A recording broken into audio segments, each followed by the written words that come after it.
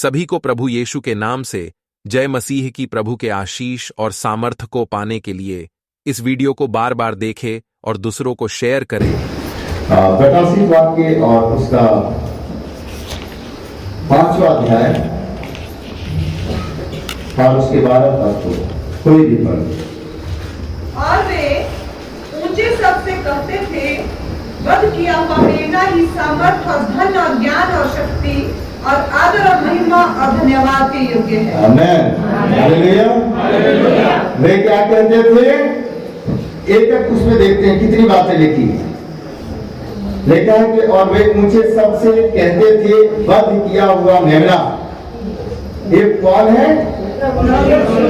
कहता वध किया हुआ मेमना, मतलब जिसने वध को, और हिंदी में कितना सरल तरीके से कोई बता सकता है?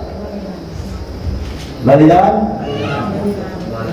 जी, मतलब जो बलिदान चढ़ाते हैं ना, आप वेदी के सामने जाकर बकरों का बलिदान, इसको बताने की जरूरत नहीं है, हम सब लोग जानते हैं, हम लोग ऐसे परिवार से आते हैं, ठीक है ना।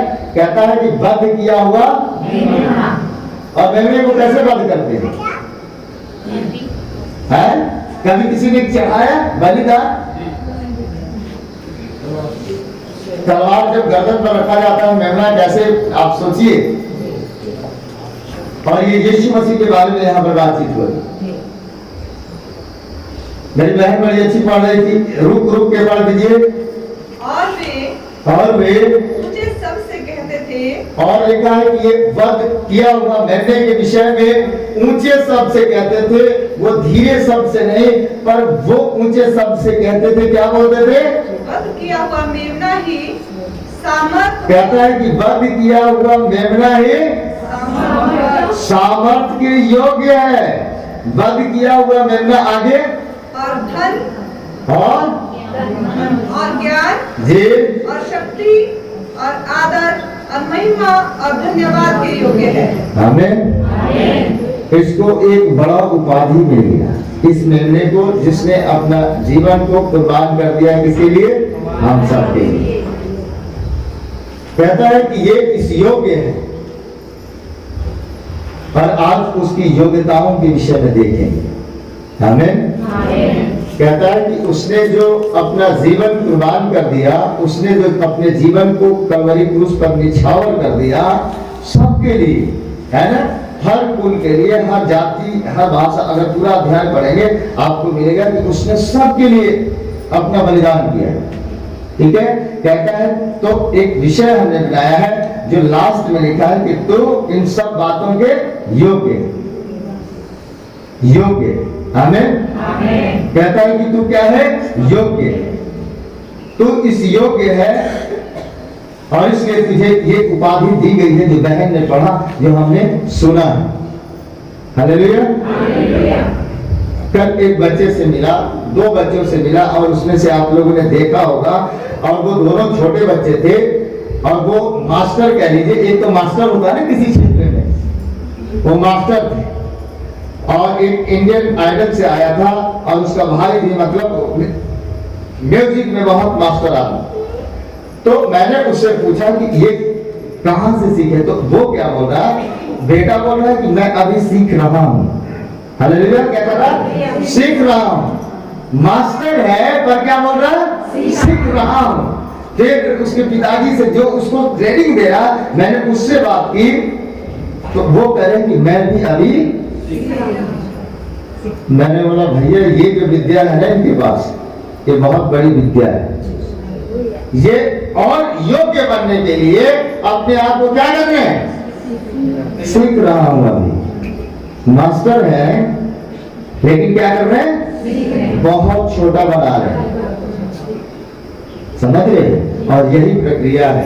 कहता है कि इसकी योग्यता बहुत बड़ी है, और कहता है कि तू जो योग्य है, किसके योग्य है? उसकी योग्यता के विषय में जान गए ना अगर हमने, परमेश्वर हमें भी क्या बना देगा? योग्य बना देगा। ठीक है। वो किस योग्य है, और उसकी योग्यता के आधार पर अगर आप उससे मिलेंगे, तो आपको वो सुंदर बना देगा, आपको वो सफल बना देगा, आपको वो बेहतर बना देगा। सो बाइबल से मैं आपके विषय में, उनके विषय में कि तू योग्य है, जिसके विषय में हमने पढ़ा प्रभु के विषय में कि वो जो है उपासना के योग्य है। हालेलुया। कहता है कि जिसने अपना जीवन कलवरी क्रूस पे दे दिया, रेणुजे के लिए दे दिया, हेमचंद के लिए दे दिया, जिसने मेरे लिए है ना मेमना बन गया, बलिदान पर कुर्बानी हो गई, उसको कहता है वो इस योग्य है कि तुम उसकी क्या कर सको, उपासना। हालेलुया। उसने बहुत बड़ी कुर्बानी दी, उसने बहुत बड़ा बलिदान दिया है, और अगर हम अपने जीवन में उसकी उपासना करेंगे तो वो अपने उपासकों को, वो अपने श्रद्धालुओं को, वो अपने विश्वासियों को जो उसके ऊपर आस्था रखते हैं, वो कभी उनको मायूस और निराश होने नहीं। हालेलुया। तो ये जानना है कि जिस यीशु की मैं है ना, कई बार क्या होता है शब्दों में उपासना होती है ना, लेकिन उपासना करने के कई तरीके होते हैं, मेडिटेशन कई तरीके से लोग करते हैं, ठीक है। लेकिन यहाँ पर बताया गया कि उसकी हमें उपासना करनी बहुत जरूरी है। और पुराने नियम में जब आप जाएंगे तो परमेश्वर चाहता है कि सर्वप्रथम स्थान उसको अपने जीवन में दिया जाए। हालेलुया। और जब आप उसको अपने जीवन में सर्वप्रथम स्थान देंगे, उसकी उपासना करेंगे, आपको वो हमेशा दिखाई देने लगेगा। हालेलुया। वो हमेशा आपको मिल जाएगा, और परमेश्वर चाहता है कि आप उसकी उपासना वैसी ही करें। अपनी उपासना के द्वारा उसको क्या कर दो, प्रभावित कर। मरियम मगदलीनी ने किया उपासना, किया ना मरियम, उसका क्या जीवन अच्छा था? नहीं था जीवन अच्छा, लेकिन उसकी उपासना ने प्रभु यीशु मसीह को क्या कर दिया, प्रभावित कर दिया। और प्रभु ने देखा कि उपासना इसकी कितनी बड़ी है। और परमेश्वर चाहता है, हम में से हर एक से चाहता है कि हम उसकी क्या करें, उपासना करें। वो उपासना के योग्य है ना, और सही तरीके से उपासना करेंगे तो आपको उसका फल भी मिलेगा, ठीक है ना। तो प्रभु की क्या कर रहा, उपासना कर।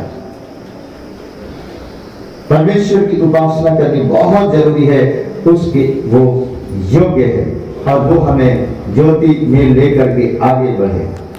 फिर कहता है कि तू इस योग्य है कि मैं तेरी सारी बातों को माना करूं, ठीक है ना, सारी बातों को मैं माना करूं, तेरी आज्ञाओं का पालन करूं। कई बार हम बाइबल पढ़ते हैं, है कि नहीं, लेकिन हम कई बार परमेश्वर की आज्ञाओं से क्या करते हैं, हम नहीं मान पाते, लेकिन मानना चाहिए। विशेष तौर से नए नियम की जब बात करें, है कि नहीं, तो कहता है तू इस योग्य है कि जो कुछ भी तेरे वचन में तूने लिखा गया है, उन सब बातों को मैं क्या करूं, उसको मान सकूं। ये बहुत परमेश्वर चाहता है कि हम उसकी बातों को माने, लेकिन हम कई बार उसकी बातों को ना मानकर उसकी इच्छा को अपने जीवन में, अपने परिवार में उसको क्या कर देते हैं, टाल देते हैं। परमेश्वर ये चाहता है कि हम उसकी सुने, हम उसकी माने। और कई बार परमेश्वर है ना, बाइबल में बहुत सारे उदाहरण है कि हम उसकी आज्ञाओं को क्या करें, माने। यीशु मसीह ने कितनी आज्ञा है, लेकिन बाइबल में एक बात लिखा हुआ, सारे सवालों का जवाब हमें इसी में मिल जाएगा जब हम प्रभु के वचन को पढ़ते हैं या सुनते हैं। नवान एक व्यक्ति था जो शारीरिक तौर से दुर्बल था, कमजोर था और बीमार था। कई बार आपको दुआ की जरूरत नहीं होगी, सिर्फ आपको मांगने की जरूरत होगी। हालेलुया। प्रार्थना की जरूरत नहीं होगी, अगर आपने मांग लिया समझ लीजिए आपके लिए प्रार्थना हो गई। नवान के लिए क्या बोला था, नवान को उसने कुछ बोला, उसने एक चीज बोली, नवान को बोला कि है ना, नवान कोड़ी को है ना गहेजी में आकर ये बोला कि एलीशा जी ने ये बोला है आपको प्रार्थना की जरूरत नहीं है, आपको आज्ञा मांगने की जरूरत है। आप जाइए और जाकर यरदन नदी में क्या कर लीजिए,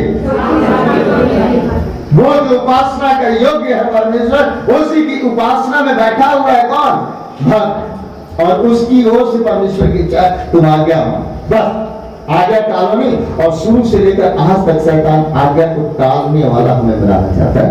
ईश्वर जो हमसे बातचीत है, ईश्वर की हम आज्ञा को क्या करें, माने। मेहमान बहुत गुस्सा हो गया, बोला यार हमने तो सोचा था कि ये एलिशा जो है आएगा, सिर पे हाथ रखेगा और प्रभु से बड़ा लंबी चौड़ी प्रार्थना करेगा कि मेरा कोढ़ मेरे शरीर से दूर हो जाए, पर इसने प्रार्थना तो किया नहीं। मुझे आज्ञा दिया जो मैं रोज, क्योंकि वो बहुत बड़ा लिखा है कि आराम के राजा का सेनापति था, योग्य, प्रतिष्ठित, माननीय, आदरणीय, सिर्फ वो हुक्म देना जानता है, हुक्म लेना किसी से उसने कभी सीखा नहीं है। और मेरे को आ गया यार, ये कैसी बात है? मैंने तो सोचा था आएगा, पर ये कहता है कि जाओ और यरदन में 7 बार डुबकी मारो। अगर ऐसी बात होती तो हम अपने देश में ठीक हो जाते। यहीं पर वो मार खाए, यहीं पर वो अपने, है ना, अयोग्य निकला। मेरे पता, जब आप बाइबल पढ़ेंगे ना, परमेश्वर आपको आज्ञा देगा। हालेलुया। दूसरों को आशीष का कारण बनने के लिए इस वीडियो को बार बार देखें और शेयर करें।